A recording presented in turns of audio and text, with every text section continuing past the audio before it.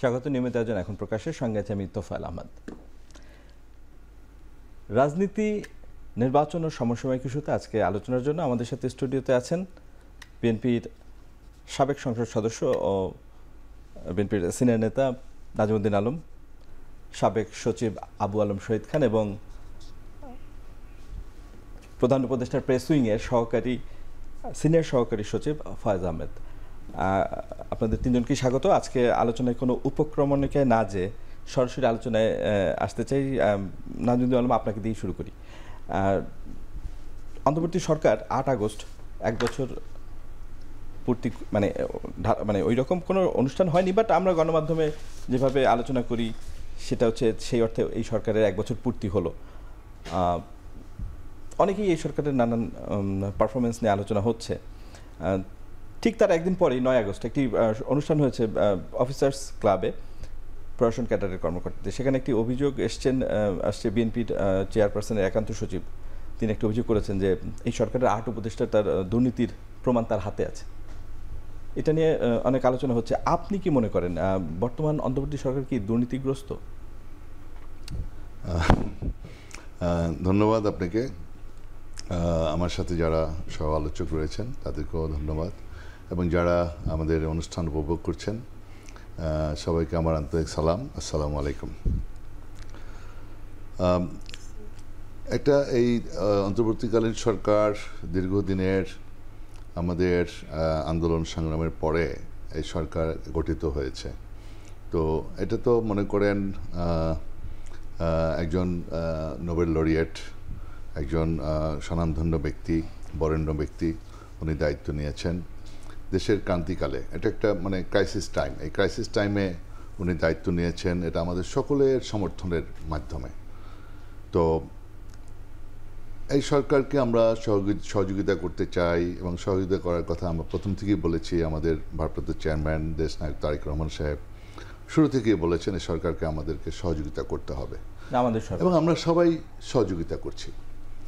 ফ্যাসিবাদ বিরোধী যারা আন্দোলন করেছে জানেন যে কিভাবে 17টি বছর আমাদের কিভাবে আওয়ামী লীগ ফ্যাসিবাদী সরকার কিভাবে আমাদের উপরে নির্যাতন করেছে, বিভিন্নভাবে আমাদের উপরে অত্যাচার নির্যাতন, যাতে অপোজিশন কোনোভাবে দাঁড়াতে না পারে। আর নির্বাচনী যে 14 সাল, 18 সাল, 24 সালের যে নির্বাচনের যে প্রক্রিয়া, সব কিছু ধ্বংস করে দিয়েছে।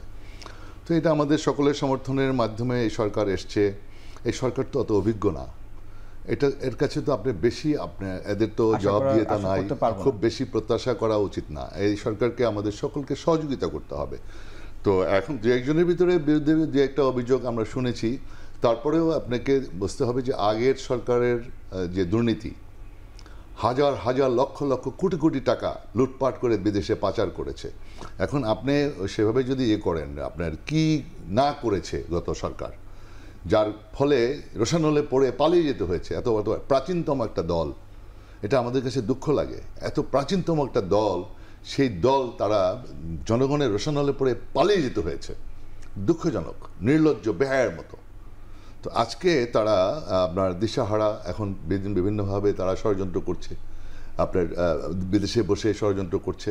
তাদের অজস্র টাকা লুটপাট করার, দেশের জনগণের সম্পদ লুটপাট করে টাকা পয়সা দিয়ে, সেই টাকা পয়সা দিয়ে এখন অ্যানার্কি সৃষ্টি করার চেষ্টা করছে। যখনই কোথাও মব জাস্টিস হয়, যেখানে একটা গণ্ডগোল হয়, সেই গণ্ডগোলে কিভাবে ঘি ঢালা যায়, কিভাবে একটা অস্থিতিশীল অবস্থা তৈরি করা যায়, সর্বদা এই কাজে ব্যস্ত আছে। তার মধ্যে এই সরকারকে আমি সাধুবাদ জানাবো যে এই সরকার আপনার প্রতিবেশী রাষ্ট্র এবং বিভিন্নভাবে সব কিছু ডিপ্লোম্যাটিক্যালি হ্যান্ডেল করেছে, এবং সফলভাবে। বিশেষ করে যে ট্যারিফ ইস্যু নিয়ে হচ্ছে এই গভর্নমেন্টের অনেক সফলতা আছে। তারপরে বড় কথা কি জানেন, আওয়ামী লীগ নিজে বলেছিল যে যদি আওয়ামী লীগের পতন হয় 5 লক্ষ লোক মারা যাবে। সেখানে কয় লক্ষ? 5,000 লোকও তো মারা যায় নাই। তো এই যে পরবর্তীতে যে আপনি দেখেন 3 দিন সরকার ছিল না, কয়েকদিন যাবৎ সরকার এমনি পুলিশ প্রশাসন যেভাবে সেকি অভ্যস্তায় ছিল, এদেশের মানুষ আপনার পাহারা দিছে, কিন্তু এদেশের মানুষ ট্রাফিক ব্যবস্থা দুর্নীতির চক্র তো ভাঙতে চেয়েছিল, সেই জন্য তো অভ্যুত্থান হলো। সেইখানে কতটুকু আমরা অগ্রগতি পেলাম? দুর্নীতি তো এদেশে তো আপনার চ্যাম্পিয়ন অনেক আগে থেকেই। তো সেখান থেকে এই সরকার এসে এখন এই সরকারের চ্যালেঞ্জ হলো নির্বাচন করা। এই সরকারের কাছ থেকে আমরা একটা সুষ্ঠু নির্বাচন চাই। আমরা জানি উনি একজন বরেণ্য ব্যক্তি, একজন ভালো মানুষ, আমাদের সকলের শ্রদ্ধাভাজন, পৃথিবীর সকলের কাছে পরিচিত। উনি আমাদের একটা সুষ্ঠু নির্বাচন দিবেন, এটা হলো ওনার সবচেয়ে বড় চ্যালেঞ্জ এবং আমাদের কাছেও চ্যালেঞ্জ। কারণ জবাবদিহিতা ছাড়া এই সরকারের তো কোনো জবাবদিহিতা নাই। তারপরে যে গভর্নমেন্ট আছে, আমরা এখন ইমিডিয়েট তারা একটা নির্বাচনের জন্য উনি একটা রোড ম্যাপ দিয়েছে, যেটা আমরা চেয়েছিলাম। আর আমাদের মূল চাওয়াটাই ছিল গণতন্ত্র, জনগণের ভোটের অধিকার। না মানে অনভিজ্ঞ সরকার বলে কি আপনি একটু ছাড় দিতে চান তাদের দুর্নীতির ইস্যুতে? না, এই ক্রাইসিসের ভিতরে এই সরকারকে আমাদেরকে সহযোগিতা করতে হবে, আমাদের নির্বাচনে যেতে হবে। এখন নির্বাচনের যে ইয়েটা আমাদের, এই নির্বাচনটা হয়ে গেলে পরে তখন জবাবদিহিতা আসবে। আর নির্বাচন ছাড়া আপনি গণতন্ত্র প্রাতিষ্ঠানিক রূপ পাবে না। ধন্যবাদ। সুতরাং আপনি গণতন্ত্রের মাধ্যমে আসতে হবে, তখন নির্বাচিত সরকার জবাবদিহির মধ্যে থাকবে। তখন তারা যদি দুর্নীতি করে, তারা যদি ভুল করে, তখন আবার আগামী 5 বছর পর নির্বাচন হবে, আউট হয়ে যাবে। ধন্যবাদ। ধন্যবাদ নাজমুল। এইটাই সিস্টেম, এইভাবেই যেতে হবে, একটা সিস্টেমের ভেতরে যেতে হবে। ধন্যবাদ নাজমুল আলম। আবু আলম শহীদ খান, যিনি এই অভিযোগ করেছেন, এ কে এম আব্দুল সাত্তার, তিনি শুধু মানে বেগম জিয়ার একান্ত সচিবই নন, তিনি ভূতপূর্ব সিনিয়রিটি নিয়ে সচিব হয়েছেন 5 আগস্টের পরে। অফিসার্স ক্লাবের মানে কার্যনির্বাহী কমিটিতে উনি একটি পদে আছেন। সব মিলিয়ে বৈষম্য বিরোধী কর্মকর্তাদের একটা সংগঠন আছে, সেখানেও তিনি সক্রিয়। এবং আমরা সচিবালয় কেন্দ্রিক বিভিন্ন ডিসপিউটে দেখেছি তাকে বক্তব্য দিতে, তিনি বেশ সক্রিয়। এরকম একটি ব্যক্তি যখন দুর্নীতির অভিযোগ তোলেন, শুধু উপদেষ্টাদের বিরুদ্ধে নয়, তিনি প্রশাসনের কথাও বলেছেন। ইউনো এবং ভূমি মানে এসিল্যান্ড যারা পদে আছেন ইন সার্ভিস, তাদের অভিযোগ, তাদের বিরুদ্ধে দুর্নীতির কথা বলেছেন, উদাহরণ দিয়ে বলেছেন। আপনি কি মনে করেন যে উপদেষ্টাদের অনভিজ্ঞতার কথা বললো, সরকারের অনভিজ্ঞতার কথা, কিন্তু সরকারি কর্মকর্তারাও তো 5 আগস্ট যেই এত বড় অভ্যুত্থানের পরে তাদের ভিতর কি কোনো পরিবর্তন হয়েছে বলে আপনার মনে হয়? মানুষ কি সরকারি দপ্তরে যে ঘুষ ছাড়া কাজ করতে পারছে? আমি তো কোনো সরকারি দপ্তরে যাইনি, বা তার অভিযোগ সম্পর্কে মানে আমি বলতে পারবো না যে ঘুষ ছাড়া কাজ হচ্ছে না, এটা হতে পারে। মানে এটা সাধারণভাবে আপনি ধরে নিতে পারেন যে ঘুষ ছাড়া কাজ হয় না। আমি যেটা শুনি সেটা হলো ঘুষের রেট বেড়ে গেছে, সুতরাং আপনি আগের চেয়ে একটু রেট বেশি, এটা শুনি, কিন্তু এটা তো প্রমাণ আমার কাছে নাই। সাত্তার সাহেব তো বেগম খালেদা জিয়ার একান্ত সচিব দায়িত্ব পালন করছেন, উনি রিটায়ারমেন্টে ছিলেন। আপনি যা বললেন, উনি ভূতপূর্ব নিয়ে সচিব হয়েছেন এবং উনি একটা ইম্পর্টেন্ট পজিশন হোল্ড করেন। মিটিংটা বিয়ামে হয়েছে সম্ভবত, অফিসার্স ক্লাবে না। বিয়ামে যে মিটিংটা হয়েছে, বিয়ামে আপনার অনেক কর্মকর্তা ছিল এবং সেখানে ঢাকা বিশ্ববিদ্যালয়ের ভাইস চ্যান্সেলর ছিলেন এবং অনেক রিটায়ার্ড কর্মকর্তা ছিলেন। তো সেখানে নানান বক্তব্য আসছে, কিভাবে সামনের দিকে এগোনো যায়, এগুলো আলোচনা হয়েছে। বাট সাত্তার সাহেবের বক্তব্যটা ফায়ার আর কি, মানে আগুনের মতো ছড়িয়ে গেছে। কারণ উনি স্পেসিফিকভাবে বলেছেন যে 8 জন উপদেষ্টার বিরুদ্ধে তার অভিযোগ আছে এবং তার কাছে নাকি দুর্নীতির প্রমাণক আছে। খুব ভালো কথা, উনি এটা বলতেই পারেন, দাবি করতে পারেন যদি ওনার কাছে প্রমাণক থাকে, তবে ওনাকে প্রসেসে আসতে হবে। মানে আপনি বলে ফেললেন, এখন আপনার দায়িত্ব হচ্ছে যে এগুলোর প্রমাণক হয় মিডিয়াতে দেওয়া, অথবা প্রধান উপদেষ্টার কাছে দেওয়া, অথবা দুর্নীতি দমন কমিশনে দেওয়া প্রমাণক। তো উনি সেটা এখন পর্যন্ত করেননি। আজকে তো আমরা 2টা স্টেটমেন্ট দেখেছি এই ব্যাপারে। একটা হলো আমাদের ক্যাবিনেট সেক্রেটারি, যিনি বর্তমানে আছেন, উনিও চুক্তিভিত্তিক নিয়োগে আছেন, উনিও নতুন অনেককে চুক্তিভিত্তিক নিয়োগ দেওয়া হয়েছে, উনি একজন। তো উনি একটা স্টেটমেন্ট করেছেন, ইংরাজি স্টেটমেন্ট, আমাদের বাংলা ভাষা ব্যবহার করার কথা এনিওয়ে। তো উনি যেটা ভালো মনে করছেন, যে ভাষায় উনি পারদর্শী সেটা দিতেছেন, কয়েক লাইন, সম্ভবত 2-3-7 লাইনের মতো স্টেটমেন্ট, এবং খুবই কঠোরভাবে রিফিউট করেছেন। তো ধরেন একজন একটা স্টেটমেন্ট করলো এবং সরকারের সর্বোচ্চ পর্যায়ে যিনি আছেন ক্যাবিনেট সেক্রেটারি, তিনি এটার ব্যাপারে রিফিউট করলেন। তো এই যে একটা দোলাচলের মধ্যে পড়ে গেল মানুষ, যে আসলে কি। তারপরে তো আমাদের যে দলের নেতার উনি একান্ত সচিব, তার দলের মহাসচিব বললেন যে এটা তার ব্যক্তিগত বক্তব্য। তো ওইখানে আমার একটু অবজারভেশন আছে। আমরা তো আর এই 5ই আগস্টের পর আপনি যে পরিবর্তনগুলোর কথা বলছেন, আমরা আসলে কারো কোনো ব্যক্তিগত বক্তব্য শুনতে চাই না। মানে আপনি আপনার দলের থেকে, এটা আগেও দেখেছি, স্বৈরাচারী সরকারের সময় দেখেছি, তার আগের সরকারের সময় দেখেছি, যখনই কেউ কোনো বক্তব্য দেয় এবং সেটা কোনো কারণে বিব্রত করা হয়, কোনো কারণে আপনার পছন্দ হচ্ছে না, তখন বলে দিবেন যে এটা একটা ব্যক্তিগত বক্তব্য। আমি যেটা প্রত্যাশা করব যে এই ব্যাপারে আরও তথ্য জানা দরকার এবং জনগণকে অবশ্যই জানাতে হবে।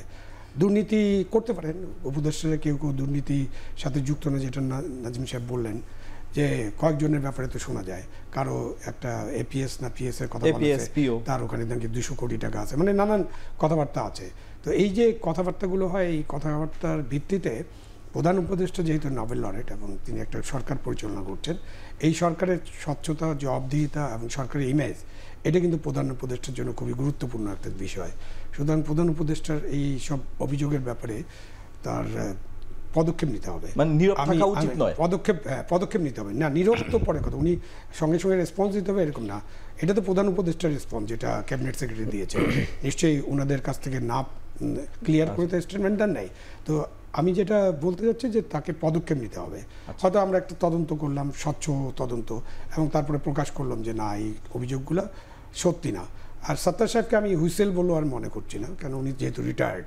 এটা যদি ভিতর থেকে কেউ করতো তাহলে হয়তো আমি বলতে পারতাম যে একটা হুইসেল ব্লো হয়েছে, আমাদের একটা হুইসেল ব্লোয়ার আইন আছে, কেউ এটা ব্যবহার করে না, কেউ এটা সুযোগ নেয় না, এবং আমরা হুইসেল ব্লোয়ারদেরকে পছন্দ করি না।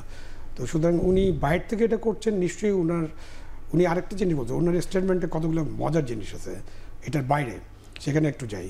উনি একটা অফিসে সম্ভবত বসেন, তো উনি বললেন যে সেখানে হাজার হাজার বৈষম্য হয়েছে, এরকম কর্মকর্তাদের যে গিয়েছিল, এবং ওখানে একটা ভিড় দেখার পরে তারেক রহমান সাহেব তাকে জিজ্ঞেস করছেন এরা কারা আসে, তখন উনি বলছেন যে এগুলো সরকারি কর্মচারী, বৈষম্যের শিকার।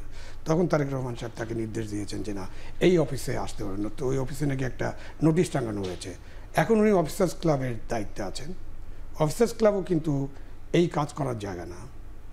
অফিসার্স ক্লাবও হাজার হাজার কর্মকর্তা বৈষম্যের কারণে যাবে, এটা না। ওইটা ক্লাব সদস্যদের জন্য যে সেবা বা যে কল্যাণ করার কথা, বা যে ধরনের ফ্যাসিলিটিস আছে, ওগুলো সদস্যদের এনজয় করার কথা। যদি এটা হয়ে যায়, অতীতেও হয়েছে হয়তো, যদি এটা হয়ে যায় তাহলে কিন্তু ক্লাবের যে ক্যারেক্টার সেটা নষ্ট হয়ে যাবে। ধন্যবাদ আবুল আলম শহীদ খান। ফয়েজ আহমেদ, উপদেষ্টার বিরুদ্ধে দুর্নীতির অভিযোগ, মানে এটা মানে জনপ্রশাসন সচিব যেটা বলেছেন ভিত্তিহীন, এবং তথ্য প্রমাণ থাকলে তার কাছে আসতে বলেছেন। কিন্তু আমরা অতীতেও দেখেছি যে ওই যেটি আবুল আলম শহীদ খান বললেন, এবং দুই উপদেষ্টার, একজনের এপিএস এবং একজনের পিও, তাদের সরিয়ে দেওয়া হয়েছে। সে বিষয়ে এখনও কোনো মানে আমরা দেখলাম না বিশ্বাসযোগ্য তদন্ত, তাদের শুধু সরিয়েই ক্ষান্ত হয়েছে। তাহলে এই সব অভিযোগ কী করে মানে অস্বীকার করা যায়? মানুষের মনে সন্দেহ তৈরি হচ্ছে। তত্ত্বাবধায়ক সরকারের প্রধান যিনি, তার ইন্টিগ্রিটি নিয়ে কোনো সন্দেহ নেই, কিন্তু তার উপদেষ্টা পরিষদ নিয়ে এত অভিযোগ আসছে মাত্র 1 বছর এবং অভ্যুত্থানের পরবর্তীতে। এটাই হচ্ছে সবচেয়ে বড় সমস্যা, যে একটা পরিবর্তন চেয়েছিল মানুষ, সেইখানে তত্ত্বাবধায়ক সরকারের এই মানে তার উপদেষ্টার অভিযোগগুলো কি সম্পূর্ণ বানোয়াট? তাহলে জি, আপনাকে ধন্যবাদ। দেখুন, আমি তো আপনারও সাবেক সহকর্মী, এখন এখানে দায়িত্ব পালন করছি। আমি আপনাকে অনুরোধ করব, ইন্টিগ্রিটি নিয়ে কারো কোনো সন্দেহ নেই, এই উপসংহারে আমরা পৌঁছানো উচিত নয়। সাংবাদিক হিসেবে প্রত্যেকের ইন্টিগ্রিটি নিয়ে আপনার মধ্যে সন্দেহ থাকা উচিত। সেক্ষেত্রে কাউকেই ছাড় দেওয়ার মানসিকতা থাকা উচিত নয়। এরকম একটা পরিবেশ আমরা প্রত্যাশা করি, অন্তত একটা গণ অভ্যুত্থান আমাদেরকে সেই প্রত্যাশার জায়গাটা তৈরি করে দেয়। 1, 2 নম্বর হচ্ছে, যিনি এই অভিযোগটি তুলেছেন তিনি একজন সিনিয়র ব্যুরোক্রেট। ইনফ্যাক্ট তিনি ব্যুরোক্রেটসদের লিডারও।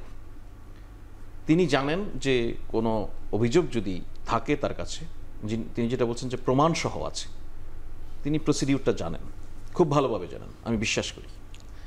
আমাদের এই ধরনের একদম একান্ত যদি উনি কোনো জায়গায়, সরকারের সব জায়গায় যেহেতু সরকারি প্রতিষ্ঠান হয়ে যায় আমাদের বাস্তবতায়, কোথাও যদি না পারেন, অ্যাটলিস্ট উনি ওনার সোশ্যাল মিডিয়া অ্যাকাউন্টও রিলিজ করে দিতে পারেন। এটা আমাদের সরকারের দিক থেকে অনুরোধ থাকলো। এনিবডি, কারো বিরুদ্ধে যদি দুর্নীতির কোনো সুনির্দিষ্ট প্রমাণ থাকে, আপনি ফর্মাল ওয়েতে চেষ্টা করেন। দুর্নীতি দমন কমিশন আছে, পার্টিকুলার মিনিস্ট্রির হলে আপনার চিফ অ্যাডভাইজার, সেই সবগুলি মিনিস্ট্রির প্রধান, ওনার কাছে আপনি দিতে পারেন। সে জায়গায় যদি আপনি আস্থা রাখতে না পারেন, আপনি মানুষের সামনে উন্মুক্ত করে দিন। বাট এমন কোনো কমেন্ট করা উচিত হবে না যেটা অনেকগুলি মানুষের স্বচ্ছতা সম্পর্কে, ইমেজ সম্পর্কে প্রশ্ন তৈরি করতে পারে। সুতরাং এই জায়গা থেকে সরকারের বক্তব্য খুব পরিষ্কারভাবে পরিষ্কার করা হয়েছে যে এটা সরকার এটা গ্রহণ করে না ওনার এই ধরনের বক্তব্য। আর সেকেন্ড থিং হচ্ছে, যদি ওনার কাছে প্রমাণ থাকে সেটা সরকারের কাছে উনি দিতে পারে। উনি প্রেস কনফারেন্স করে আনুষ্ঠানিকভাবে এসে জমা দেয়, কোনো অসুবিধা নেই, সরকার গ্রহণ করতে প্রস্তুত। 1, 2 হচ্ছে, এই বক্তব্যটা ওনার দল রিজেক্ট করেছে।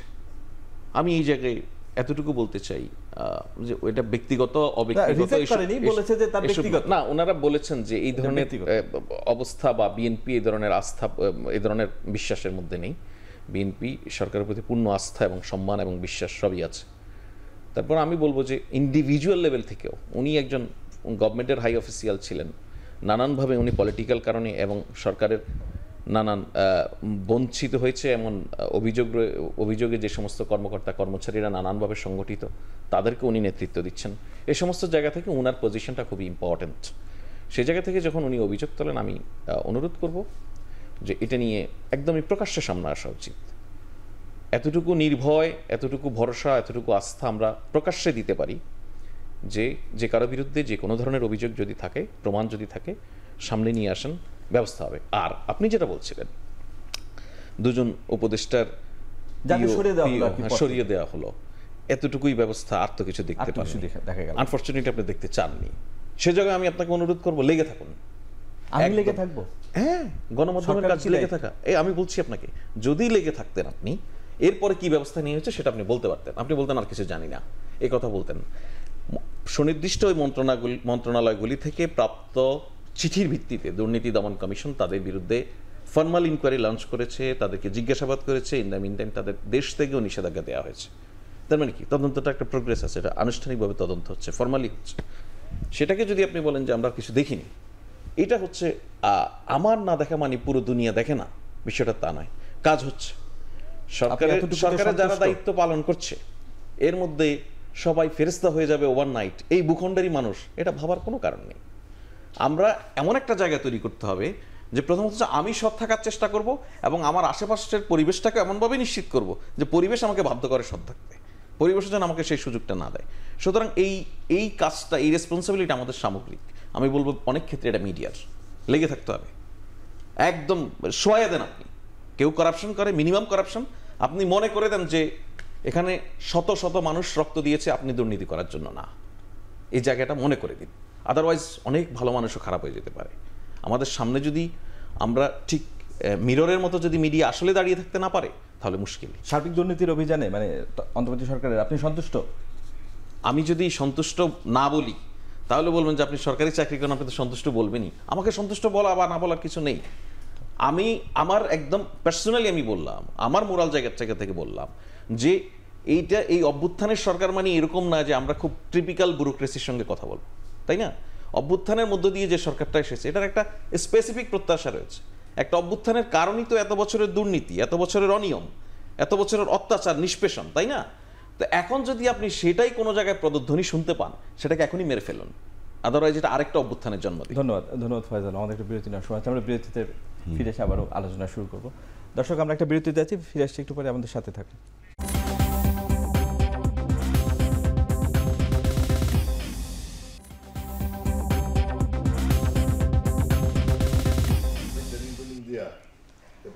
দর্শক, বিরতির পর আবারও ফিরে এলাম আজকের আলোচনায়। আবু আলম শহীদ খান, এবার আপনাকে দিয়ে শুরু করি। আপনি বিভিন্ন সময় সাক্ষাৎকারে বলেছেন যে সরকারি কর্মকর্তাদের দিয়ে বানরের রুটি ভাগাভাগি আগে বন্ধ করতে হবে। বিষয়টি কি এরকম যে সরকারি কর্মকর্তাদের কোনো দায় নেই, যারা তাদের দিয়ে রুটি ভাগাভাগি করায় দুর্নীতি বন্ধ করতে তাদের দায়, তারাই মূলত তাদের ব্যবহার করে? মানে সরকারি কর্মকর্তাদেরও তো আসলে স্বচ্ছতার যে তাদের ভিতর তাগিদটা, সেটা কি দেখা যায় বা মানুষ কনভিন্স যে তারা পারছে না, শুধুমাত্র রাজনীতিবিদরা তাদের ব্যবহার করছে দেখে? না, এটা তো আপনি বলতে পারবেন না। এটা তো ব্যক্তি ইম্পর্টেন্ট, অবশ্যই ব্যক্তিকে তো ঠিক হতে হবে, বাট ব্যক্তি তো সিস্টেমের কাছে বন্দী। তখন ব্যক্তি, আপনি ধরেন ঢাকা ইউনিভার্সিটি বা যে কোনো একজন গ্র্যাজুয়েট, মানে আমাদের তো সিভিল সার্ভিসে জাস্ট বিএ পাস হলেই তো তারা অ্যাডমিন, পুলিশ এটাতে জয়েন করতে পারে, এবং আরও দু একটা সার্ভিস আছে যেখানে জয়েন করতে পারে। সো সেখানে তো ঢাকা ইউনিভার্সিটি বা অন্য কোনো ইউনিভার্সিটি বা অন্য কোনো কলেজের ছাত্র যখন চাকরিতে জয়েন করে, তখন তো এই ইউনিভার্সিটি নিশ্চয়ই তাদেরকে শেখানো হয় না যে তুমি যেই এরকম কমিশন খাওয়ার চেষ্টা করবা বা ঘুষ নেবার চেষ্টা করবা। তো তাদেরকে নিশ্চয়ই শিক্ষকরা এটা শেখান না, বা আমাদেরকে তো শিক্ষকরা এরকম, এটা আলোচনাই হয়নি কে কী চাকরি করবো, ওটাই তো আমরা জানি না। প্রথম তো হলো যে বাংলাদেশে ক্যারিয়ার একটা প্রবলেম, যে আপনি কোন কিসে যাবেন, কি পাবেন, কোন চাকরি করবেন, এই ক্যারিয়ার প্ল্যানিং তো নাই। আমাদের শিক্ষা ব্যবস্থা নিয়ে অনেক আলোচনা করা যেতে পারে, আমরা এখন তো আলোচনা করে শেষ করতে পারবো না, সেটা একটা সমস্যা। আর তারপরে যিনি চাকরিতে যান তাকে কিন্তু তৈরি করা হয়, তাকে ট্রেনিং দেওয়া হয়, তাকে শেখানো হয় এবং তাকে আইন কানুন শেখানো হয়, সব মিলিয়ে তাকে তৈরি করে তারপরে চাকরিতে পাঠানো হয়। তো ওইখানে যাওয়ার পরে সিস্টেমের কারণে আমি যেটা মনে করি যে সিস্টেমের কারণেই কিছু লোকজন প্রথম থেকেই জড়িত হয়ে পড়ে, দুর্নীতির মধ্যে ঢুকে পড়ে। মানে একটা অফিসে গেল, সেই অফিসটা সে ল্যান্ড অফিস, পুরা জিনিসটাই একটা দুর্নীতির মধ্যে আছে। হয় তাকে এটা বন্ধ করতে হবে এবং আপনি তো এটা বন্ধ করতে পারবেন না, তখন সেই প্রসেসে ঢুকে যায়। বা পুলিশ সার্ভিসও যখন যায় তখন এই প্রসেসটায় ঢুকে পড়ে। সেইখানে আমাদের সরকার, রাজনীতিবিদ যারা আছেন, যারা দেশ চালাবেন, তাদের রোল আছে, তাদের মনিটরিং, সুপারভিশন, তারা কিভাবে ওনাদেরকে কাজে লাগাবেন এবং কিভাবে এই দুর্নীতি বন্ধ করার জন্য, যেটা দুর্নীতি নিয়ে যেহেতু আলোচনা করছি, দুর্নীতি বন্ধ করার জন্য কি কি পদক্ষেপ নেওয়া যায় সেগুলো তারা আলোচনা করে ঠিক করতে পারেন। আমরা আসলে ওই বিগত 50-54 বছরে ওইরকমভাবে আলোচনা করে আমরা পদক্ষেপগুলো নিতে পারিনি। আমরা কমিশন করেছি, আগে দুর্নীতি দমন ছিল, ব্যুরো ছিল, সেটাকে কমিশন করা হয়েছে, তারপর বলা হয়েছে একটা স্বাধীন দুর্নীতি কমিশন। বাট ওই অর্থে এই সব কমিশনকে, মানে দুর্নীতি দমন কমিশনকে সাধারণত আমরা রাজনৈতিক কাজে ব্যবহার করতে দেখেছি সাধারণত, এবং কিছু কিছু তারা অপারেশন চালান, টোপ ফেলেন, কিছু চালান, বাট ওভারঅল দুর্নীতি বন্ধ করা তাদের পক্ষে সম্ভব হয়নি। এটা নিয়ে তারা কিন্তু দুর্নীতি দমন কমিশন মিনিস্ট্রির সাথে কিন্তু কথাবার্তা বলেছিলেন, রিপোর্ট একটা করে তৈরি করে, বই তৈরি করে তারা প্রত্যেক মিনিস্ট্রিতে নিয়ে গেছেন যে তাদের এখানে কি কি দুর্নীতি হচ্ছে। তখন মিনিস্ট্রিরও একটা দায়িত্ব থাকে। ফাইনালি কিন্তু এটা রাজনৈতিক নেতৃবৃন্দ যেভাবে চালাবেন সেটা ঠিক হবে, ওখানে ফাইনালি যেতে হবে। অ্যান্ড ওনারা ঠিক থাকলে আর টপ লেভেল ব্যুরোক্রেসি ঠিক থাকলে দেশের দুর্নীতি একেবারে জিরো টলারেন্সে তো বাদ কি বাদ, কিন্তু জিরো টলারেন্স কোনো দিন হবে না।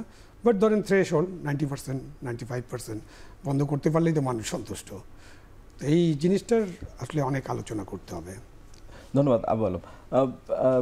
ব্যুরোক্রেসি দুর্নীতির আলোচনা হলো। রাজনৈতিক কর্মীদের, মানে বিএনপি নিজে এই সময়ে, বিএনপিটা কি বেশ ফলো করে বলে, এটা তো মানে জানি না ফলো করে বলার ইস্যু আছে কিনা, প্রায় 7,000-এর বেশি নেতাকর্মীর বিরুদ্ধে ডিসিপ্লিনারি অ্যাকশন নিয়েছে নানান ইস্যুতে, চাঁদাবাজি থেকে শুরু করে অন্যান্য রাজনৈতিক ইস্যুতে। আবার পাশাপাশি আমরা দেখলাম গত 6 মাসে এনসিপির অন্তত 10 কেন্দ্রীয় নেতাকে তারা শোকজ করেছে। ইস্যুগুলো হচ্ছে মানে নারী নির্যাতন, তারপরে ষড়যন্ত্র বা দলকে না জানিয়ে কোথাও যাওয়া, এবং দলীয় শৃঙ্খলাভঙ্গ থেকে শুরু করে, এবং আর্থিক লেনদেনের ইস্যুতেও অন্তত 10 জনকে গত 6 মাসে শোকজ দিয়েছে। তো অভ্যুত্থান পরবর্তী এই ধরনের নেতাকর্মী দিয়ে, বা ভবিষ্যতে ফেব্রুয়ারি মাসে নির্বাচন হলে নির্বাচন সরকার গঠন হবে, এই ধরনের নেতাকর্মী দিয়ে দেশ কিভাবে চলবে বলেন? 17টি বছর, লাস্ট 17 ইয়ার্স, মানে দেশের যে গতিতে চলছে, যেভাবে সরকার চলছে, একটা ফ্যাসিবাদী সরকার, কোনো নিয়ম কানুন ছিল না, কোনো আইন ছিল না, আইনের শাসন ছিল না, একদলীয় শাসন ব্যবস্থার মতো ছিল। নিয়োগের ব্যাপারে অনিয়ম, শিক্ষার ব্যাপারে আপনি দেখবেন শিক্ষা লেখাপড়া খালি কোয়ান্টিটি চায়, মানে জিপিএ 5, মানে যত আনা যায়, 95% এসএসসি, এইচএসসি 95%। এবার দেখেন পরীক্ষা হলো, রেজাল্ট 45%, 50%। অর্থাৎ আগে ছাত্রলীগ, যুবলীগ ওই ক্যাম্পাসে ঢুকে যায় একদম নকল সাপ্লাই দিয়ে লেখা দিছে, কোনো লেখাপড়ার কোনো ইয়ে ছিল না, পাস, পরীক্ষা দিলেই পাস। তো কোয়ালিটি ছিল না, কোয়ালিটি ডেভেলপ করে নাই কোনো জায়গায়। আপনার এমনভাবে সব জায়গায় নিয়োগ দলীয়করণ, একদম দল কানাভাবে নিয়োগ হয়েছে, ফলে কোনো সিস্টেম ডেভেলপ করে নাই। আপনার এমনভাবে ছিল রাজনৈতিক কর্মীগুলি ব্যাপকভাবে চাঁদাবাজি, লুটপাট, বদমাইশি, নারী নির্যাতন যা আছে সব চলছে। তো যাই হোক, এর বিরুদ্ধে একটা বিরাট, আল্লাহ রসিম রহমতে আমরা এই ফেসিবাদ সরকারকে বিদায় করছি। যে এই যে ট্র্যাডিশনাল পলিটিক্সটা, এই যে ট্র্যাডিশনাল পলিটিক্সটা হয়ে আসছে, এই দেশের কিছু ছেলে পেলে দেখছে তো সব কিভাবে কি করছে। তো কিছু কিছু ছেলে পেলে আমাদের বড় রাজনৈতিক দল বা অন্যান্য, যে আপনি এনসিপির কথাও বললেন, ইভেন শিবিরের কথাও শোনা যায়, তো সবাই একটু ওই সমস্ত পথে, বাঁকা পথে যাওয়ার চেষ্টা করে, যে রাতারাতি যদি কিছু পয়সা মানি মেক করা যায়, বুঝতে পারলেন না? এই টেন্ডেন্সিটা কারোর ভিতরে গ্রো করছে। আগে যে প্র্যাকটিসটা দেখছে, ওল্ড প্র্যাকটিস, ছাত্রলীগ যুবলীগ যে প্র্যাকটিসটা করছে, কৃষক লীগ, শ্রমিক লীগ, ওই প্র্যাকটিসটা করতে চায়। তো আপনি দেখবেন আমার দলের প্রধান, আমাদের দলের স্পিরিটটা কি, বিএনপি কি এ ব্যাপারে কি পদক্ষেপ নিচ্ছে। আমরা তো এখন সরকারে নাই, সরকারে থাকলে তো সাথে সাথে গ্রেপ্তার হয়ে যেত। আমরা বলছি তাড়াতাড়ি গ্রেপ্তার করেন। এবং এটাও বলা হয়েছে, আমার ভারপ্রাপ্ত চেয়ারম্যান দেশনায়ক তারেক রহমান বলেছে যে এই সমস্ত যারা বদমাইশি করবে, গণবিরোধী কাজ করবে, চাঁদাবাজি করবে, দখলবাজি করবে, এগুলিকে ধরিয়ে দেন, পুলিশের কাছে সাপোর্ট করেন এবং পার্টি থেকে পরিষ্কার কথা। এটা হয় কি, আপনার পারতেছে না এই গভর্নমেন্টকে, আমি ওইভাবে আমি দায়ীও করব না, কারণ একটা ফ্যাসিস্ট সরকারকে হটিয়ে এই গভর্নমেন্ট আসছে। পুলিশ যেভাবে ব্যবহার করেছে আওয়ামী লীগ, ন্যাক্কারজনকভাবে, পুলিশ এখন খুব শেকি, কাউকে ধরতেও যেতে পারতেছে না। কাউকে যে একটু করবে, আপনার ট্রাফিক সিস্টেম দেখবেন ঠিকমতো পালন করতে পারতেছে না, তারপরে আসামি ধরতে যেতে পারে না, নানান রকমের চিন্তা করে, খুব মানে তাদের মোরাল ডাউন হয়ে গেছে। তাদের এই জিনিসটা আসতে সময় লাগবে। আর আপনি যে বলছেন আমরা যখন গভর্নমেন্টে আসব, আমরা গভর্নমেন্টে কয়েকবার ছিলাম, বিএনপি কিন্তু সরকারে ছিল, এবং আপনি দেখেছেন যে এই সমস্ত বদমাইশদেরকে কেমনে শাস্তি করতে হয় এটা বিএনপি ভালো করে জানে। বিএনপি যে বদমাইশদেরকে অ্যালাউ করবে না, এটার নিদর্শন আপনি দেখছেন যে কতগুলি কর্মীকে বহিষ্কার করছে। আওয়ামী লীগ এতগুলি কর্মীকে বহিষ্কার করতে পারছে জীবনে। সুতরাং ঘুরে ফিরে দলে আসবে না, আপনি এটা মিলাতে পারবেন না। এখনো অনেকে এটা বলার চেষ্টা করে যে, মানে বলার চেষ্টা করতেছে যে আগেই ভালো ছিল, কারণ আওয়ামী লীগ 17 বছর যা করছে এটার সাথে কোনো তুলনা নাই। সুতরাং এই গভর্নমেন্টকেও আপনার অনেকে বলার চেষ্টা করে, যে কথা বলার এমনভাবে বলে যে আগেই ভালো ছিল। নো, এখন অনেক ভালো। এখন আমরাই আপনার এখানে শান্তিতে এসে কথা বলতে পারছি এবং নিরাপদে আমি বাসায় যেতে পারবো, আমি ড্যাম শিওর আল্লাহর ইচ্ছায়। কিন্তু ওটা ছিল না। রাজপথে দাঁড়িয়েছিলাম, আমাকে ডাইরেক্ট পুলিশ গুলি করছে। আমি 3 বার এমপি, আমি সাংবিধানিক অধিকারের জন্য রাজপথে দাঁড়িয়েছিলাম অবরোধ কর্মসূচি বাস্তবায়ন করার জন্য, আমাকে পুলিশ গুলি করলো। আমার বন্ধু ইলিয়াসকে গুম করলো, আমাদের নেতা কর্মীদেরকে কতগুলি গুম করলো। গুণগত পরিবর্তন যে মানুষ চায় সেই সুতরাং আপনাকে চিন্তা করতে, জবাবদিহিমূলক সরকার যখন আসবে, এই যে নির্বাচন আসছে, নির্বাচনের পরে একটা গণতান্ত্রিক সরকার, নির্বাচন কিন্তু জবাবদিহিতা নিশ্চিত করতে পারে না। যদি আমরা আপনাকে দেখবেন, আপনারা এখন এটা নিয়ে যদি চিন্তা করেন না বিএনপিকে আসতে দেওয়া যাবে না, এখন বিএনপি বড় রাজনৈতিক দল, জনগণ যদি আমাদেরকে বসায়, জনগণ যাকে দিবে সে আসবে। সুতরাং জনগণের তো ক্ষমতাটা জনগণের কাছে আসতে হবে না। আর এটার জন্য 17 বছর ভোটের জন্য কিন্তু আমরা আন্দোলন করেছি। এই দেশের মানুষ কিন্তু একটা গণতান্ত্রিক সরকার চায়। তাহলে দেশি বিনিয়োগ হবে, বিদেশি বিনিয়োগরা আসবে। দেশিরাও তো বিনিয়োগ করতে চায় না, কারণ অনিশ্চয়তার মধ্যে আছে। একটা পলিটিক্যাল স্ট্যাবিলিটি ছাড়া কেউ বিনিয়োগ করতে চায় না। পলিটিক্যাল স্ট্যাবিলিটি মানে ডেমোক্রেটিক গভর্নমেন্ট, একটা ইলেক্টেড গভর্নমেন্ট যখন আসবে, তো ইলেক্টেড গভর্নমেন্ট ভেরি পাওয়ারফুল থাকে। আচ্ছা, ইলেক্টেড গভর্নমেন্ট আসলে সমস্যার সমাধান হবে বলছেন? ইনশাআল্লাহ এটাই সমাধান। ধন্যবাদ নাজমুদ্দিন আলম। ফয়েজ আহমেদ, আপনারা তো মানে অন্তর্বর্তী সরকার তো একটি নির্বাচন করে নির্বাচিত সরকারের হাতে দায়িত্ব হস্তান্তর করে চলে যাবে, কি দেশ তাদের হাতে আপনারা দিয়ে যাবেন, যেটার জন্য অন্তর্বর্তী সরকারের তো একটা দায়িত্ব ছিল, একটা নির্বাচন ছাড়াও একটা এই দেশের গুণগত পরিবর্তনের আর্থসামাজিক এবং রাজনৈতিক অবস্থায়। তো কেমন দেশ দিয়ে যাবেন ফেব্রুয়ারিতে যদি ইলেকশন হয়? কি গুণগত পরিবর্তন নির্বাচিত সরকার পাবে, মানে এই দেশকে কিভাবে পাবে নির্বাচিত সরকার, যেটা তার জন্য অভ্যুত্থান পরবর্তী বাংলাদেশ তৈরি করার স্বপ্নটা পূরণ করতে সহায়ক হবে? দেখুন, আপনি খুব মানে প্র্যাকটিক্যালি যদি আপনি চিন্তা করেন যে 17 বছরে এখানে তো শুধু একটি ফ্যাসিবাদী শাসন ব্যবস্থা কায়েম হয়েছে তা নয়, এখানকার সবগুলি গণতান্ত্রিক প্রতিষ্ঠান ভেঙে পড়েছে। প্রথম কথা হচ্ছে সেই প্রতিষ্ঠানগুলি পুনর্গঠন এবং প্রতিষ্ঠানগুলির যথাযথ রিফর্ম, সেই জায়গায় রাজনৈতিক দলগুলির সঙ্গে যে সম্মতি আদায়ের বিষয়, ইতিমধ্যে অন্তর্বর্তী সরকারের উদ্যোগে যে জাতীয় ঐক্যমত্য কমিশন, সেই বিষয়গুলিতে অধিকাংশ ক্ষেত্রেই বা খুব গুরুত্বপূর্ণ বিষয়গুলিতে অধিকাংশ রাজনৈতিক দল একমত হয়েছে। সেটা আমরা তো বাস্তবায়নের একটা স্বপ্ন দেখি এবং সে বিষয়ে পলিটিক্যাল পার্টিগুলির কমিটমেন্টের জায়গা থেকে আমরা পরিষ্কার প্রতিশ্রুতির জায়গাটা পাবো বলেই আশা করি, সেটা আছে।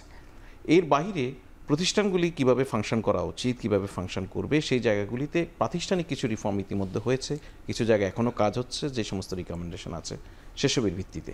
কিন্তু আপনি যদি ওভারঅল নীতি নৈতিকতার প্রশ্ন যদি কথা বলেন, দেখুন এইটা আপনার সামনে একটা সেট হওয়া, যে আপনাকে বারবার একটা জিনিস আপনার সামনে ভেসে আসতে হবে যে কি করলে একটি অভ্যুত্থানের মতো পরিস্থিতির দিকে যেতে হয়, কি করা যাবে না এটা আপনি আওয়ামী লীগ দেখে শিখে নেবেন, কি করলে আপনি নিপীড়ক হয়ে উঠতে পারেন, আপনার নিপীড়ন কোন পর্যন্ত মানুষ টলারেট করতে পারে, আপনি কত বড় নিপীড়ক হতে পারেন সেটা দেশের মানুষ নানান সময় বুঝিয়ে দিয়েছে। 24 হচ্ছে তার সর্বশেষ উদাহরণ।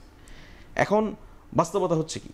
বাস্তবতা হচ্ছে আমরা এমন এক রাষ্ট্রে, এমন এক দেশে, এমন এক সংস্কৃতির মধ্যে বসবাস করি, আমরা আমাদের সন্তানদেরকে স্কুলে ভর্তির সুবিধার জন্য আমাদের যে জন্ম নিবন্ধন সনদ তাদের সেটাতে জালিয়াতি করি, অভিভাবক হিসেবে করি। আমার সন্তানকে তার জীবনের প্রথম যে সনদটি পায়, জন্মের সনদ, সেটি ভুয়া হাতে ধরিয়ে দেই। এই হচ্ছে আমাদের নৈতিকতার বাস্তবতা।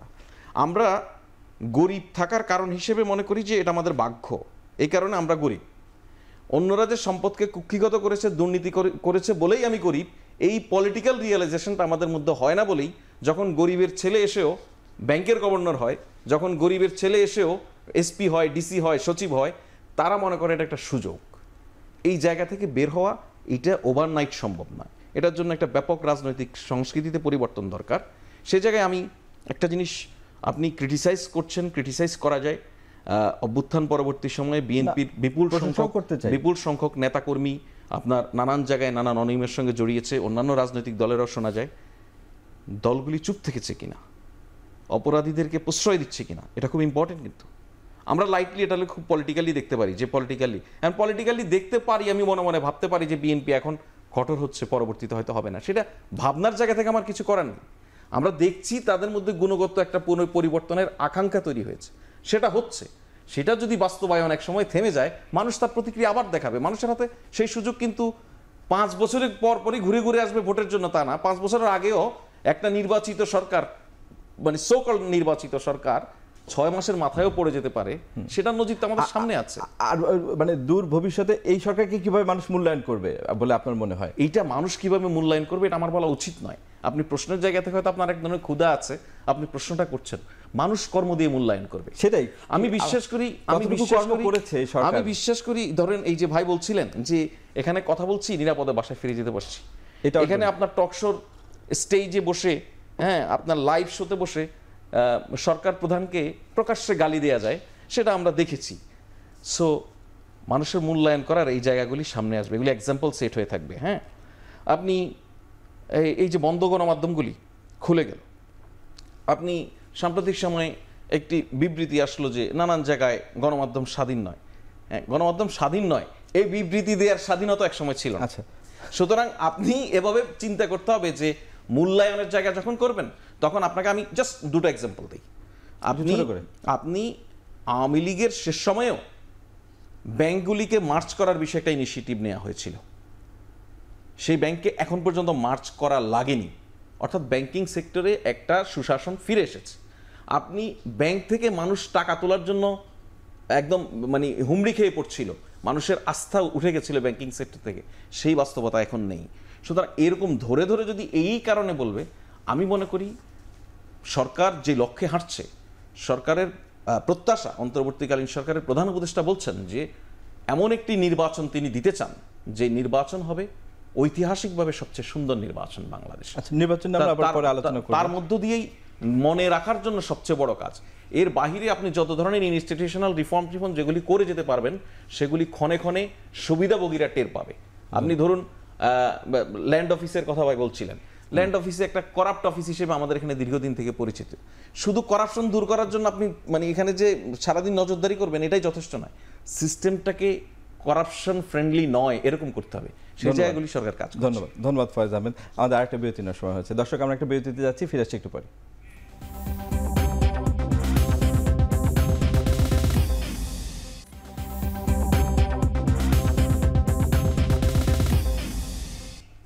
বিরতির পর আবারও ফিরলাম আজকের আলোচনায়। আবু আলম শহীদ খান, নির্বাচন সম্পর্কিত যেই অনিশ্চয়তা সেটা তো অনেকটাই কেটে গেছে, যেহেতু আমরা এখন বুঝতেই পারছি যে ফেব্রুয়ারির প্রথমার্ধে নির্বাচন। সব মানে কোনো চ্যালেঞ্জ আছে আপনার কাছে? মানে বাংলাদেশ ইতিহাসে মানে সবচেয়ে স্বচ্ছ নির্বাচন উপহার দিতে চায় ইউনূস সরকার। তো আমরা তো জানি যে নিবন্ধন বাতিল আওয়ামী লীগের, এই নির্বাচন সুষ্ঠু করতে সেই অর্থে বড় কোনো চ্যালেঞ্জ আছে বলে কি মনে করেন আপনি? মানে ইতিহাসের সর্বোচ্চ ভালো নির্বাচন বলছে। না, এটা তো উনি প্রত্যাশা করতেই পারেন। মানে চ্যালেঞ্জ নাই ইতিহাসের সবচেয়ে ভালো নির্বাচন করতে যদি আপনি মনে করেন যে গত 54 বছরের মধ্যে সবচেয়ে ভালো নির্বাচন, সেটা একরকম বিবেচনা হবে। আর শতাব্দীর শ্রেষ্ঠ নির্বাচন করতে চাইলে সেটা আবার বাংলাদেশের ইতিহাসে যদি সেরা নির্বাচন বলেন, বাংলাদেশের ইতিহাসে হলে এই যে 54-55 বছরের ইতিহাসে সবচেয়ে ভালো নির্বাচন। এখন তো সবাই গণঅভ্যুত্থানের পক্ষে শক্তি, খুব চ্যালেঞ্জ বড় কি আছে নির্বাচন? চ্যালেঞ্জ তো আছে, গণঅভ্যুত্থানের শক্তির মধ্যেই তো নানান বিষয়ে আচ্ছা অনেকে দেখা একমত না তারা। তো ওই যে মাঝে মাঝে পিআর টিআর কথা আসে, আবার যে বিচারের কথা চলে আসে, মাঝে মাঝে অনেক দেখা যায়, মাঝে মাঝে অনেক জিনিস নিয়ে আসেন যে এগুলো না হলে আমরা নির্বাচন করব না। জুলাই ঘোষণা নিয়ে তো অনেক সময় তো মনে হয় কথার কথা, মানে বলছে কিন্তু সেটা কথার কথা কি, ওই যে আপনার কাপের যে চা খাবেন তো কাপের থেকে ঠোঁটের দূরত্ব খুব কম, আর এমনও হতে পারে যে ওই সময় একটা হার্ট অ্যাটাক হলো, আপনার কাপটার কাছেও যেতে পারলেন না। তো এইসব বিষয়ে একেবারে বলা যাবে না নিশ্চিত করে কিছু, বাট একটা নির্বাচন কিন্তু জাতির জন্য প্রয়োজন। নির্বাচন হবে ফেব্রুয়ারির মধ্যে হলে খুবই ভালো, ডিসেম্বরেও হতে পারে নির্বাচন, সেটারও আপনি চেষ্টা করলেই করতে পারবেন। কিন্তু জাতির জন্য নির্বাচন একটা প্রয়োজন, কারণ আমরা তো অনেক কিছু প্র্যাকটিস করলাম গত 12 মাসে বা 1 বছরে, আমরা অনেক বিষয় নিয়ে কিন্তু আলোচনা করেছি, অনেক ঘটনা। 5 বছর এই সরকারের মেয়াদ হতে পারে, এটাও একসময় আলোচনা আসছে, এমনকি উপদেষ্টাদের কেউ বলেছেন ঈদের জামাতে কী স্লোগান হয়েছিল। সো আমরা অনেক আলোচনার পরে এখন মোটামুটি বুঝতে পেরেছি যে বাংলাদেশের এই ফ্যাসিবাদের এগেনস্টে যা করতে হবে সেটা হলো একটা ভালো নির্বাচন। আর ভালো নির্বাচন বলতে আমি কখনো 100% ভালো নির্বাচন মিন করি না, কারণ এটা করা সম্ভব না। আপনি 90%, 92%, 95% যদি করতে পারেন তাহলে ওটা ইতিহাসের সবচেয়ে ভালো নির্বাচন হবে। তো সেদিকে কাজ করতে পারেন। এবং নির্বাচন সবসময় গডের উপরে নির্ভর করে, মানে উপরে ভগবানও না, নিচে যে গভর্নমেন্ট অফ দ্য ডে তারা কি চান, তারা যদি চান তাহলে ভালো নির্বাচন হবে। তারা চাইলেই তারা ব্যবস্থা করতে পারবেন এবং সুন্দর একটা নির্বাচন তারা করতে পারবেন। ধন্যবাদ নাজমুল আলম। মাঝে মাঝে মনে হয় যে রাজনৈতিক দলগুলোর ভিতরে অনেক তৈরি হচ্ছে অভ্যুত্থানের পরবর্তী, তো ইলেকশনে তো এক সময় আপনাদের জোট সঙ্গীরাই এখন হয়তো আপনাদের সবচেয়ে বড় প্রতিদ্বন্দ্বী। সেক্ষেত্রে ইলেকশনে আপনার কাছে কি মনে হয়, এই ইলেকশনের চ্যালেঞ্জ, যেহেতু আওয়ামী লীগ নাই, চ্যালেঞ্জ আছে এই নির্বাচন সুষ্ঠু হওয়ার ক্ষেত্রে? সুষ্ঠু নির্বাচন করাটা একটা বিরাট চ্যালেঞ্জ, গভর্নমেন্টেরও যেমন চ্যালেঞ্জ, মানে আমাদের সকলের জন্যই চ্যালেঞ্জ। ফ্যাসিবাদ বিরোধী আন্দোলন যখন ছিল তখন সবাই আমরা একই পথে ছিলাম, টার্গেট ছিল ফ্যাসিবাদ বিরোধী। নির্বাচন হতে হবে সেটা ঠিক। এখন নির্বাচনের সময়, নির্বাচন যেহেতু এখন আসছে এবং নির্বাচনের সময় স্বাভাবিকভাবেই যার যার প্ল্যাটফর্মে তারা তাদের রাজনৈতিক কর্মকাণ্ড, তাদের ইস্তেহার, তাদের কর্মসূচি সেগুলো নিয়ে মাঠে যাবে, এটাই স্বাভাবিক। সেখানে বিভিন্ন রকমের বক্তব্য আসবে, কিছু রিটরিক কথাবার্তা আসবে, বিভিন্ন রকমের বক্তব্য আসবে আপনাকে ঘায়েল করার, এটা খুব স্বাভাবিক ব্যাপার। এটি একটা it's a beauty of democracy. গণতন্ত্রের মানে আপনার যখন আপনি নির্বাচনে যাবেন সেখানে আক্রমণাত্মক বক্তব্য আসবে, তবে এটা মাথায় রাখতে হবে যে যারা ফ্যাসিবাদ বিরোধী ছিল তারা সবাই, সকলের ভিতরে যেন এই জিনিসটা থাকে, এইটুক সচেতন থাকে যাতে আমাদের নির্বাচনটা সুষ্ঠু হয় এবং গভর্নমেন্ট প্রশাসনকে যেন আমরা সকলে মিলে সহযোগিতা করি। এবং বিএনপি বড় রাজনৈতিক দল হিসেবে সবচেয়ে বেশি দায়িত্ব তাদেরকে, প্রশাসনকে সহযোগিতা করে একটা সুষ্ঠু নির্বাচন উঠায় আনা। এবং আরও যারা যারা আছে রাজনৈতিক দল, সকলকেই উচিত হবে যে আমাদের একটা বিরাট চ্যালেঞ্জ, যেহেতু আমরা একটা ফ্যাসিবাদ বিরোধী আন্দোলন করে একটা গণতান্ত্রিক সরকার নির্মাণ করার প্রত্যাশায় আজকে অন্তর্বর্তীকালীন সরকার, এই সরকারকে আমরা সকলেরই আমাদের সম্মতির ভিত্তিতে এই সরকারকে সহযোগিতা করে নির্বাচনটা সুষ্ঠু করা। আমি সাধুবাদ জানাই এবং আজকে একটা যে সন্দেহ দূর করে দিচ্ছে যে গণতন্ত্র ফিরে আনার জন্য যেটা আমাদের চাহিদা ছিল দীর্ঘদিন 17 বছর, ভোটের অধিকার ফিরিয়ে আনার জন্য, গণতন্ত্র প্রতিষ্ঠার জন্য, এটাই ছিল মূল আন্দোলন আমাদের। তো সেক্ষেত্রে যে আমাদের Nobel laureate chief adviser, honourable chief adviser, উনি যে একটা মোটামুটি রোজার আগে এবং মিডল অফ ফেব্রুয়ারি যে উনি একটা তারিখ ঘোষণা দিয়েছেন, আশা করি নির্বাচন মনে করেন 10 বা 15 তারিখের, 19 তারিখের রোজা, 10 থেকে 12-15 তারিখের ভিতরে নির্বাচনের তারিখ হয়তো ঘোষণা হবে। এটা একটা খুব পজিটিভ সাইন। এখন আমাদের দায়িত্ব হলো সকল রাজনৈতিক দল যারা ফ্যাসিবাদ বিরোধী, ইতিমধ্যে আমাদের ইন্টারিয়াম, আমাদের গভর্নমেন্টের আমাদের পার্টির ভারপ্রাপ্ত চেয়ারম্যান, উনি আমাদের গুলশান কার্যালয়ে সেদিনও আমাদের বেশ কিছু রাজনৈতিক দলের সাথে উনি বসছেন এবং বিভিন্ন যারা যারা আন্দোলনে ছিলেন সবাইকে নিয়ে সকলকে নিয়ে উনি আমরা আগামী দিনে দেশটা সুন্দরভাবে গড়ে তুলতে চান। তার যে পজিটিভ অ্যাটিটিউড, বুঝতে পেরেছি, হ্যাঁ, এই পজিটিভ অ্যাটিটিউড নিয়ে আমাদের সবাইকে আগাইতে হবে এবং আমরা যেন কোনো রকম নিজেদের ভিতরে ফ্যাসিবাদ বিরোধী যারা ছিলাম কোনোভাবে যাতে সহিংসতার ভিতরে না যাই। আর এই নির্বাচনটা সুষ্ঠুভাবে করার জন্য আমি চাচ্ছি যে কোনো রকম নিজেদের ভিতরে ফ্যাসিবাদ বিরোধী যারা ছিলাম, আন্দোলন করেছি গণতন্ত্র পুনরুদ্ধারের জন্য, ভোটের অধিকারের জন্য, সেক্ষেত্রে আমরা একটা সুন্দর পরিবেশ তৈরি করে সরকারকে সহযোগিতা করে আর নির্বাচন সুষ্ঠু করা সম্ভব। সেনাবাহিনী, বাংলাদেশের সেনাবাহিনী একটা সফল সেনাবাহিনী, এই সেনাবাহিনীর পক্ষে সম্ভব একটা সুষ্ঠু নির্বাচন। ধন্যবাদ ফয়েজ আহমেদ। তাদেরকে ম্যাজিস্ট্রেসি পাওয়ার দিয়ে নামায় দিতে হবে। ফ্যাসিবাদী শক্তি দেশের বাইরে যা করছে তারা তাদের মানে খুব ক্লোজলি অবজার্ভ করছে, তাদের তরফ থেকে নির্বাচনে কোনো চ্যালেঞ্জ মানে নির্বাচন ভণ্ডুল বা নির্বাচনকে প্রশ্নবিদ্ধ করার বিষয়ে শঙ্কা আছে কিনা বা না? দেখুন, এটা খুব মানে ট্রুলি যে আপনার এখানে আমাদের একদম যদি কমন এনিমির কথা আমরা বলি, সেক্ষেত্রে অফকোর্স যারা এই ফ্যাসিবাদ বিরোধী আন্দোলনের বিরুদ্ধে যারা সক্রিয় তারাই, সেক্ষেত্রে তারা তো এখানকার সব ধরনের স্টেবিলিটির বিপক্ষে সবসময় অবস্থান করবে, প্রতিনিয়তই দেশকে একটি অস্থিতিশীল অবস্থা তৈরি করার চেষ্টা করবে। এখানকার যারা ক্রিয়াশীল গণতান্ত্রিক রাজনৈতিক দল তাদের মধ্যে নিজেদের মধ্যে সংঘাত সহিংসতা তৈরি করার চেষ্টা করবে, এটা তো খুব ট্রু। এখন বিষয় হচ্ছে আপনি একটি দারুণ নির্বাচন, একটি ভালো নির্বাচন, এটা বলার সময় আমরা সবসময় কতগুলি কথা বলি যে শান্তিপূর্ণ, হ্যাঁ, নিরপেক্ষ, এই কথাগুলি বলি না আমরা, সুষ্ঠু নির্বাচন, এগুলি কেন বলি? আপনি সংঘাতপূর্ণ একটা নির্বাচনও কিন্তু নির্বাচন শব্দের অর্থের মানে যদি আপনি যান ভোটাভুটি করা, সে জায়গায় ফেয়ার হতে পারে। ফেয়ার মানেই সব নয়, কিন্তু শান্তিপূর্ণ হওয়াটাও জরুরি। আপনি পার্শ্ববর্তী দেশে দেখবেন যে পঞ্চায়েত ইলেকশনের সময় বহু মানুষের মৃত্যু ঘটে, কিন্তু নির্বাচনের রেজাল্টে সেখানে খুব বেশি প্রভাব বিস্তার হয় না কোনোভাবে। সো আমরা কি এরকম একটি নির্বাচন চাই কিনা যে শুধু ইলেকশনের রেজাল্টের দিক থেকে ফেয়ার বাট এটা ভায়োলেন্ট? এই জায়গা থেকে বলছে দারুণ নির্বাচনের জন্য সবচেয়ে বড় ভূমিকা ভাই যেটা বলছিলেন বিএনপিকে রাখতে হবে। ধন্যবাদ ফয়েজ আহমেদ। আমাদের সময় যেহেতু কম, আপনার কাছে আমি মানে ক্ষমা প্রার্থী যে সময় বেশি দিতে পারলাম না, তবে আজকে আপনার পয়েন্ট আমরা বুঝেছি। আমরা আজকের আলোচনা এখানেই শেষ করতে যাই, আবারও দেখা হবে সমসাময়িক বিষয় নিয়ে। ততক্ষণ আপনারাও ভালো থাকবেন, দর্শক আপনারাও ভালো থাকবেন, আবারও সমসাময়িক বিষয় নিয়ে আলোচনা হবে। আজকে এখানেই সমাপ্তি।